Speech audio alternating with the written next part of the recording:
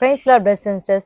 இன்னைக்கு நம்ம ஒரு வீடியோ பார்க்க போறோம். என்னன்னா அநேகர் இப்படி சொல்லி கேள்விப்பட்டிருக்கேன். என்னன்னா நான் அபிஷேகம் பெற்றிருக்கேன். ஏன்னா அவங்க ஒரு முறை அந்த அபிஷேகத்தை ஃபீல் பண்ணியிருக்காங்க. ஆனா இப்ப எனக்குள்ள ஆவியானவர் இருக்காரா, எனக்கு அந்த அபிஷேகம் இருக்கான்றதே எனக்கு டவுட்டா இருக்கு அப்படின்னு சொல்லி அநேகர் சொல்றாங்க. இது என்ன, எதனால அவங்களுக்கு அந்த ஃபீலிங் உண்மையாமே அவங்க அபிஷேகம் பெற்றிருக்காங்களா, ஆவியானவர் அவங்க கூட இருக்காரா அப்படின்ற பத்தி இந்த வீடியோல நம்ம விரிவா பார்க்கலாம்.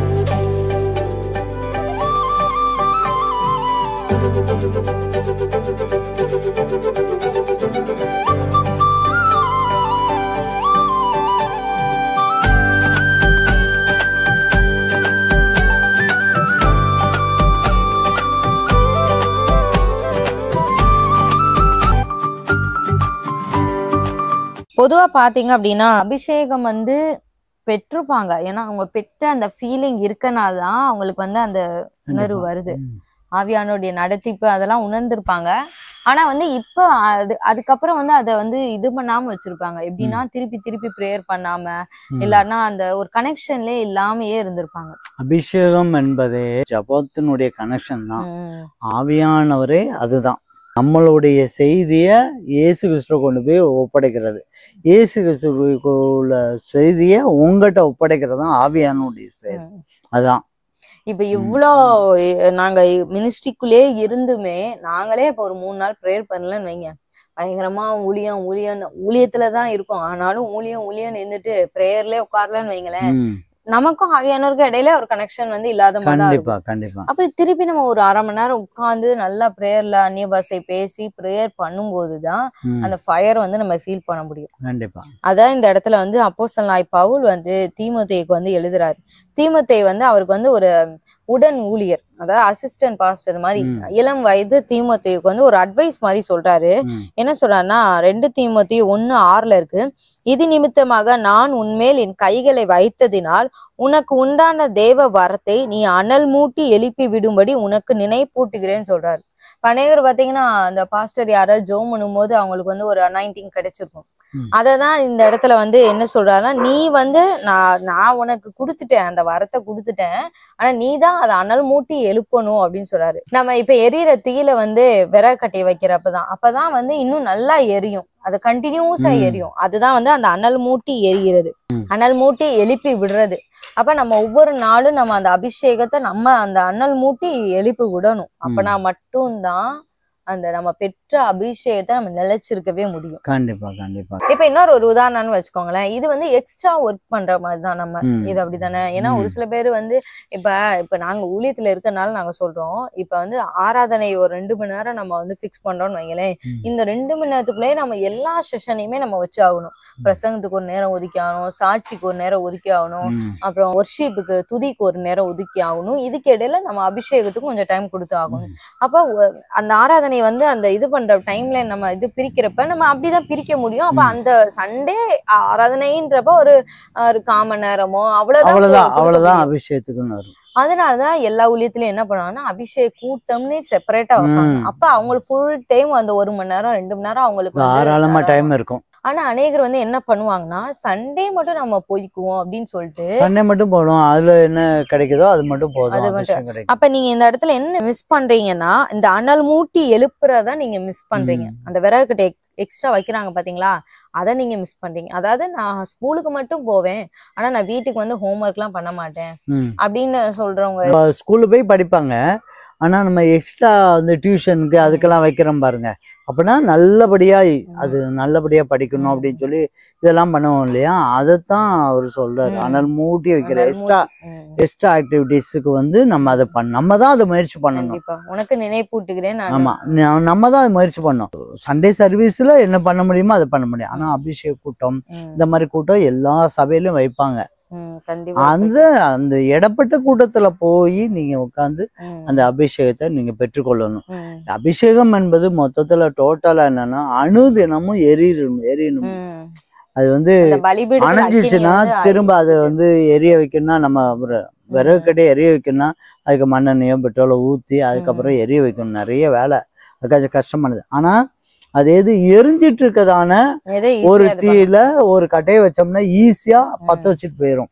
சோ அபிஷேகம் எப்போதுமே எரிஞ்சுக்கிட்டே இருக்கணும். நம்ம அப்போஸ்தலர் 2ல நம்ம பாக்குறது வந்து நம்ம அடிக்கடி நம்ம பேசுறது வந்து இது வந்து காமனா அவங்க பெற்ற ஆவியானுடைய முதல்ல ஃபர்ஸ்ட் எடுத்தோனே அதுக்காக அவங்க ஒவ்வொரு முறையும் இப்படிதான் இது பண்ணிருப்பாங்கன்னு சொல்ல முடியாது. அதுக்கப்புறம் அவங்க இண்டிவிஜுவல் பிரேயர்லயோ இல்ல இதே மாதிரி ஊழியர்கள் வைக்கிற அந்த முதல் சபையினர் பண்ண ஒரு விஷயம். ஏன்னா அந்த வசனத்திலே நீங்க பாத்தீங்கன்னா தெரியும், ஜெபம் பண்ணுவதிலும் அப்பம் பிக்குதலும் அந்நியத்திலும் உறுதியா தரித்திருந்தாரு. அவங்க எப்பயுமே அந்த ஃபயர்லயே இருந்திருக்காங்க.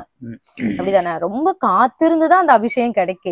இப்ப நீங்க அந்த கேள்வி கேட்கறவங்களும் அப்படிதான். நான் அபிஷேகம் பெற்றிருக்கேன், எனக்கு அந்த உணர்வு எல்லாம் இருக்கு, ஆனா இப்ப என்னால உணர முடியலன்ற காரணம் அந்த அக்கினி முழுசா போயிருச்சு. இப்ப நானு பிள்ளைகள்லாம் ஜாசமி வந்து சின்ன வயசுல இருக்கும்போதே அபிஷேகம் பெற்றாங்க.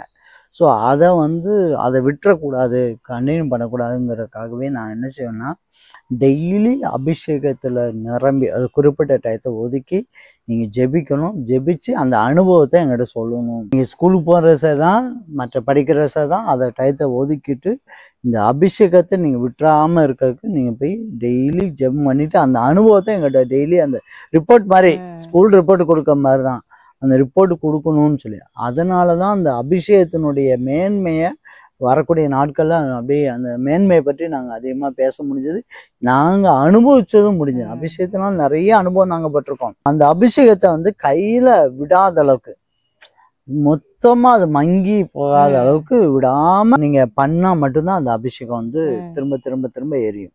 ஏன்னா ஒரு சில பேர் என்ன நினைக்கிறாங்கன்னா, அந்த அனாயிண்டிங் வந்து ஆவியானவரா தந்தா நாங்க ஏத்துக்கவங்கயா இருக்கோம் அப்படின்ற மாதிரி இது பண்ணாங்க.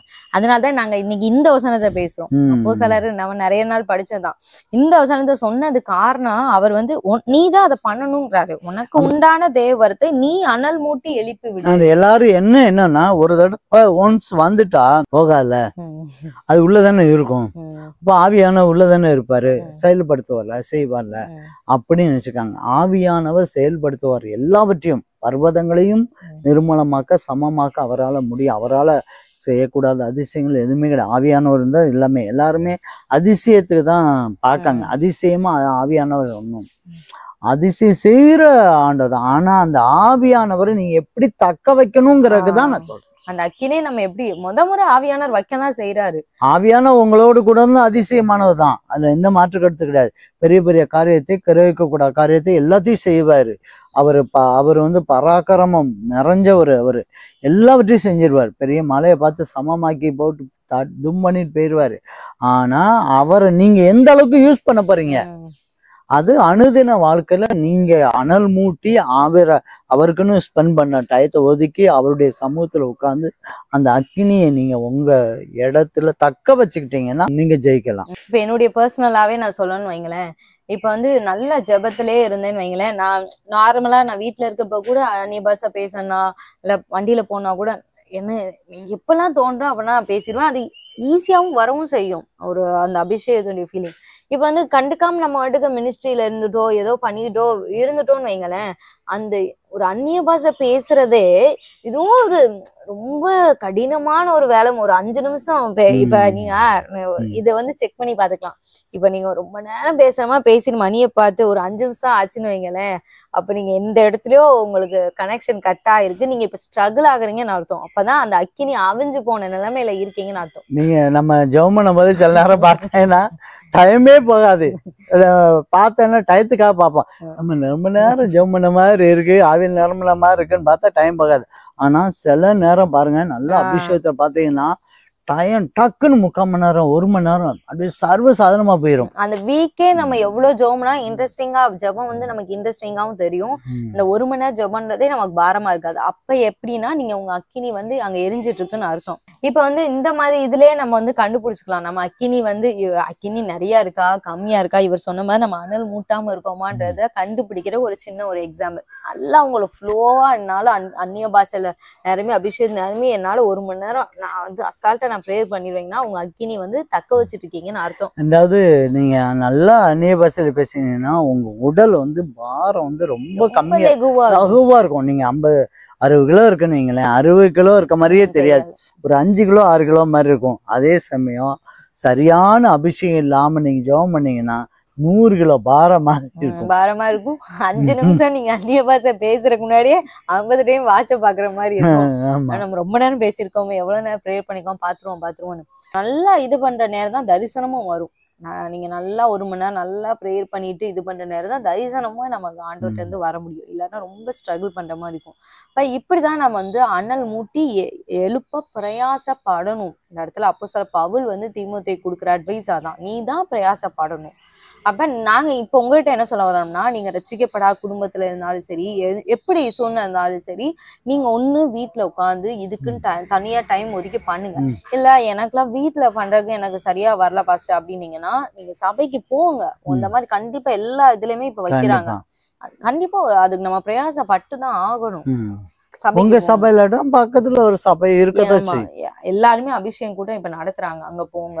இல்லன்னா ஏதோ பிரேயர் சென்டர் மாதிரிலாம் இருக்கு, அங்கெல்லாம் உங்களுக்கு ஸ்பேஸ் வந்து இருக்கும். அங்க வந்து நல்லா ஃப்ரீயா உட்காந்து நீங்க ப்ரேயர் பண்ற மாதிரி இடம்னா நீங்க போய் ப்ரேயர் பண்ணுங்க. இந்த மாதிரி நீங்க பிரயாசப்பட்டு அனல் மூட்டி எழுப்பும் போதுதான் அந்த அபிஷேகத்தை நீங்க அடிக்கடி நீங்க ஃபீல் பண்ண முடியும். எப்போ ஒரு அபிஷேகம் வந்து இறங்கும் போதோ, நல்லா அதனுடைய பிரசன்ஸ் நீங்க இறங்கும் போது அது ஒன்று கண்டிப்பா ஆசீர்வாதமா மாறும். அது ஒண்ணு பூமிக்குரிய ஆசீர்வாதமா இருக்கும், ஆவிக்குரிய ஆசீர்வாதம். அந்த ஒத்தாசை, அந்த பிரசன்ஸ், அந்த மகிமை வந்து இறங்கும்போது, கடந்த வாரத்தில் கூட எனக்கு போன ஒரு 4 நாள் நல்ல ஒரு சைடில் இந்த சைடில் முழுக்க கழுத்து வலி, பயங்கரமான வலி, ஒன்று பயங்கர வலி. அது 2 நாள் சமாளித்தேன். 3ஆம் நாள்லாம் நான் என்னுடைய யோசனை, சரி இனிமேல் நம்ம பண்றதுக்கு ஏதாவது மசாஜ் சென்டரை பார்க்கலாம் அப்படின்னு. மசாஜ் சென்டர் போனோம்னா பிசாசு ரெடியா இருக்கு, மசாஜ் சென்டர் போனோம்னா இவனை அப்படியே அமுக்கிடலாம் அப்படின்னு சொல்லிட்டு அது ஒரு பக்கம் இருக்குது. ஆனா ஆமா, நிறைய விக்கிரகங்கள் இருக்கு. நம்ம இதுல வந்து நல்லா அப்பா ஆண்டவர்கிட்ட கேட்டேன். ஒரு காட்டேஜ் மீட்டிங்கு தான் போறதுக்காக நான் ரெடி பண்ணிட்டு இருக்கும்போது, நான் போக முடியாது, நீங்களே போங்க, என்னால் முடியாது அப்படின்னு சொல்லிட்டேன். அப்படின்னு சொல்லிட்டு இருக்கும்போது ஆண்டவர்கிட்ட நான் அப்படி ஜெபம் பண்ணி, ஆண்டவரே அபிஷேகத்தில் எனக்கு இறங்குங்கன்னு அப்படியே அந்த சோபால உட்காந்துட்டு 2 செகண்ட் நான் கேட்டேன். அப்படியே இறங்கினார் பார்த்துக்காங்க. அந்த ப்ரெசன்ஸு, அந்த வல்லமை, அந்த இறுதியை நான் அந்த நேரத்தில் எப்படி வேண்டுனேங்கிறது எனக்கு தெரியும். இருதயத்தின் ஆழத்திலிருந்து கேட்டேன்னு அப்படியே இறங்குச்சு. இறங்கின உடனே அந்த வலி வேதனைலாம் அப்படியே சுட்டரிச்சு. கம்ப்ளீட்டா அந்த சைட்ல இருக்க அந்த வலி வேதனை எல்லாம் கம்ப்ளீட்டா. உடனே நான் சொன்னேன், நானும் வரேன். அங்க வந்து நெடுமுழங்கல்னு ரொம்ப நேரம் ப்ரே பண்ணிருந்தேன். நான் கூட பார்த்தேன், இப்படி ரொம்ப வலியோட வரவே மாட்டேன்னாங்களே, எப்படி முழங்கல் நின்று ப்ரே பண்ணிட்டு இருக்காங்க. அந்த மாதிரி ஒரு அபிஷேகம் வந்து ஒரு ஆசீர்வாதம். அபிஷேகத்தினுடைய அந்த நிறைவு வந்து எப்போ அனல் மூட்டினீங்க போதெல்லாம் அது ஒரு நிறைவு. ஒண்ணு ஒரு ஆவிக்குரிய ஆசீர்வாதமா இருக்கும், இல்லைன்னா பூமிக்குரிய ஆசீர்வாதமா இருக்கும். ஏதோ ஒரு விதத்துல நம்மளுக்கு வந்து ஒரு ஆசீர்வாதத்தை கொடுத்து கொண்டே இருக்கும். அது உங்களுக்கு கண்ணுக்கு தெரிஞ்சதோ தெரியலையோ, உங்களுக்கு கண்ணு தெரியாட்டா கூட பரவாயில்ல, ஆனா ஆண்டவர் உங்களுக்கு ஒரு ஆசீர்வாதத்தை கொடுக்க காலம் வரும்போது அந்த ஆசீர்வாதம் உங்களுக்கு வெளிப்படும். ஒரு வசனம் வாசிக்கலாம். நீங்கள் அவராலே பெற்ற அபிஷேகம் உங்களில் நிலைத்திருக்கிறது. அதாவது ஒரே நாள்ல ஓடி போறது கிடையாது, நிலைத்து இருக்கிறது. ஒருவரும் உங்களுக்கு போதிக்க வேண்டுவதில்லை. அந்த அபிஷேகம் சகலத்தையும் குறித்து உங்களுக்கு போதிக்கிறது. அது சத்தியமா இருக்கிறது, பொய்யல்ல. அது உங்களுக்கு போதித்தபடியே அவரில் நிலைத்திருப்பீர்களாக. வந்து நமக்கு அநேக காரியங்களை போதிக்கும். நம்ம வேலையவே லெகுவாக்கி தரும். இப்போ சில நேரம் நாங்க வீடியோஸ் எடுக்கலாம்னு சொல்லிட்டு, அதாவது சும்மா நார்மலா ஓகே எடுக்கணும் அப்படின்னு நம்ம உட்காந்து டைட்டில்லாம் எடுக்கணும் பார்த்தோம், ரொம்ப நேரம் யோசிப்போம். ஒண்ணுமே எங்களுக்கு தோணவே தெரியாது. என்ன நமக்கு இதை நம்ம ப்ரிப்பேர் பண்ணணுமே அப்படின்னு சொல்லிட்டு நம்ம இது பண்றப்ப, ஆனா ஆவியானவருக்கு ஒப்பு கொடுத்து அபிஷேகத்துல வரும்போது பாத்தீங்கன்னா ஒரு சில நேரம் டைட்டில் நமக்கு அப்படியே அந்த ஃப்ளோல அந்த மெசேஜ் ஆண்டவர் கொடுப்பாரு, ஈஸியா ப்ரிப்பேர் பண்ற. இது வந்து எல்லா ஊழியர்களுமே எக்ஸ்பீரியன்ஸ் பண்ற ஒரு இதுதான். சண்டே மெசேஜ் ப்ரிப்பேர் பண்ண நிறைய நாள் சண்டே வந்து அந்த வீக் முழுக்கவே யோசிச்சுட்டே இருப்பேன். ஆனா திடீர்னு 10 மணிக்கோ 11 மணிக்கோ 1 மணிக்கெல்லாம் கொடுப்பாரு, 1/4 மணி நேரத்துல முடிச்சிடுவாரு. அதுதான் அந்த அபிஷேகம். அபிஷேகம் சகலத்தையும் குறித்து உங்களுக்கு போதிக்கும். நீங்க பாரப்பட்டு ஐயோ அந்த ஐடியாவா இந்த ஐடியாவா என்ன பண்றது, டக்குன்னு கொடுப்பாரு. பாயிண்டா டக்குன்னு இது இதுன்னு சொல்லி அழகா கொடுப்பாரு. அதான் ஹெவன்லி டவுன்லோட்ஸ். ஆண்டவர் நமக்கு அங்கிருந்து டவுன்லோடு தரணும். தந்தா மட்டும்தான் அதை கரெக்டா நம்ம கொண்டு போக முடியும். இல்லைன்னா நம்மளா மண்டையை போட்டு யோசிச்சுட்டே டைம் தான் போகும். ரொம்ப எஃபோர்ட் போடுற மாதிரி இருக்கும். நீங்க அதை பண்ணி பார்த்தீங்கன்னா எக்ஸ்பீரியன்ஸ் பண்ணவங்களுக்கு நல்லா தெரியும். இனிமேல் நீங்க இதை பண்ணுங்க. உங்களுடைய ஆண்டவர் தந்த அபிஷேகத்தை பெறுவது முக்கியம் இல்லை, அதை அனல் மூட்டிட்டே இருக்கணும் நம்ம. அப்பதான் அது எரியும். இந்த ஒரு கான்செப்ட் உங்களுக்கு, இந்த சத்தியம் உங்களுக்கு புரிஞ்சிருக்கும் அப்படின்னு நாங்க விசுவாசிக்கிறோம். இன்னொரு வீடியோல உங்களை சந்திக்கிறோம். கர்த்தர் உங்களை ஆசீர்வதிப்பாராக.